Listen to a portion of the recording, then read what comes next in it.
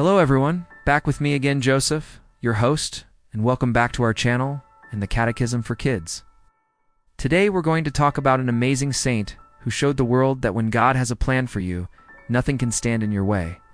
Have you ever really wanted to do something important, something good, but felt like you couldn't because you didn't have the right things, like enough money or the right connections? Well, our saint today, Saint Mary Joseph Rosello, knows exactly what that's like. Her story begins in a small town in Italy called Albasola Marina. She was born in 1811. Her birth name was Benedetta Rosello. Benedetta was the fourth of 10 children. Her family was very poor. Her father was a potter making things out of clay. From a young age, Benedetta had a huge heart full of love for God, especially for the Blessed Virgin Mary. She felt a strong calling to become a nun and dedicate her entire life to serving Jesus. But there was a big problem. Back then, to enter a convent, a young woman's family had to provide a dowry, which was a sum of money or property. Since Benedetta's family was poor, they couldn't afford a dowry. It seemed like her dream was impossible. She was turned away from the convents she tried to join, not because she wasn't holy or dedicated, but simply because her family didn't have money.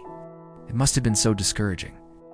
To help her family, she started working as a helper for a wealthy couple who didn't have any children. They grew to love her so much that they wanted to make her their heir and have her inherit all their money.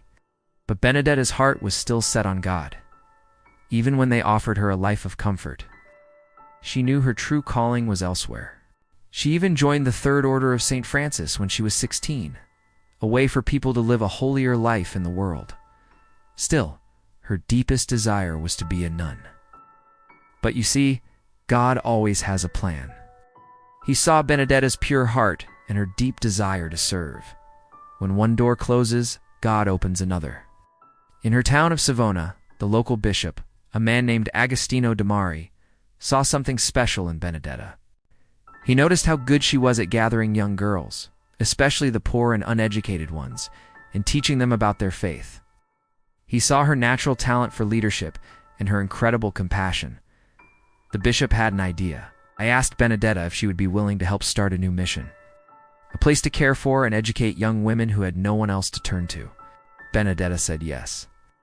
This was the chance she had been praying for. In 1837, the bishop gave her and 3 friends a small, very run-down house to start their work. It was a humble beginning, but it was filled with love and hope. They used 2 rooms as classrooms for the poor girls of the town and started living as a small religious community. This was the start of something incredible. That same year, on October 22nd, Benedetta officially began her journey as a nun.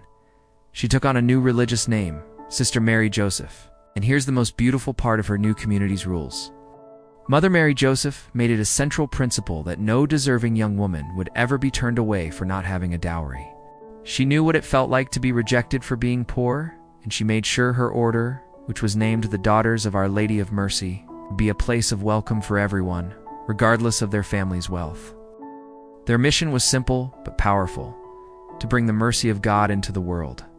In 1840, just 3 years after they started, she was appointed the first superior general, the leader of the new order. She would hold this position for the next 40 years. As their leader, Mother Mary Joseph guided the sisters with a gentle but firm hand.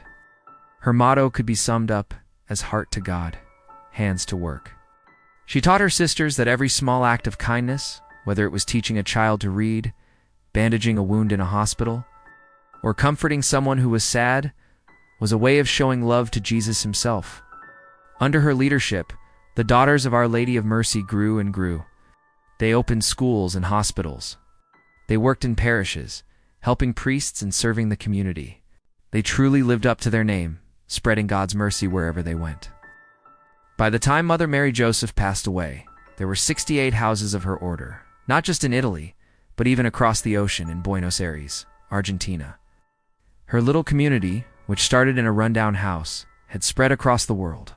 After a long life of tireless work, Mother Mary Joseph's health began to fail. She had heart problems, likely from working so hard for so many years.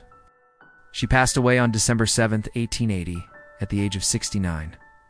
But her story doesn't end there. Her legacy of mercy and love continued to grow through her sisters. The Church recognized her incredible holiness and her life of heroic virtue. Many years later, when her body was exhumed, it was found to be incorrupt, meaning it had not decayed naturally, which is often seen as a sign of sainthood. After investigating miracles that occurred through people praying to her, the Church officially declared her a saint. Pope Pius XII canonized her on June 12, 1949. Today, Saint Mary Joseph Rosello is the patron saint of her order, the Daughters of Our Lady of Mercy, and also of Potters, in honor of her father's trade. Her life teaches us such an important lesson. God doesn't look at how much we have in our pockets. He looks at how much love we have in our hearts.